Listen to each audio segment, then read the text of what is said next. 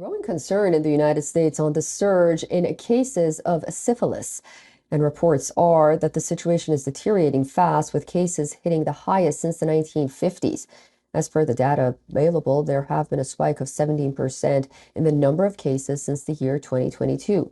The data comes from a report on sexually transmitted infection diseases by the U.S. Center for Disease Control and Prevention. Chlamydia had topped the list of sexually transmitted diseases for years, and the recent rise in syphilis cases has officials worried.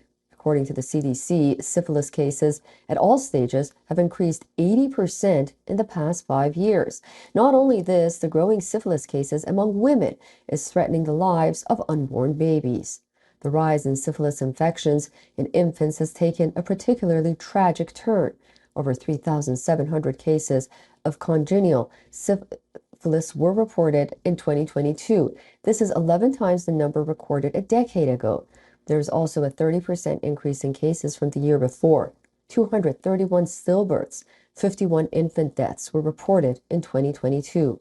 While syphilis can be effectively treated during pregnancy, the consequences can be severe if it's not. It can cause stillbirths, miscarriages, premature births, and infant deaths.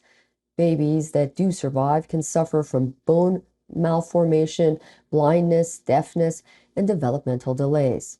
According to the CDC, improved testing and treatment might have avoided nearly 90% of congenital syphilis cases in the U.S.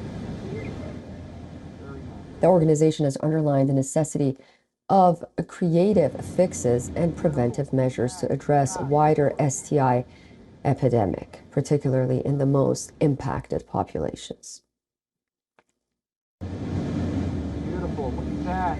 Gosh, that's gorgeous.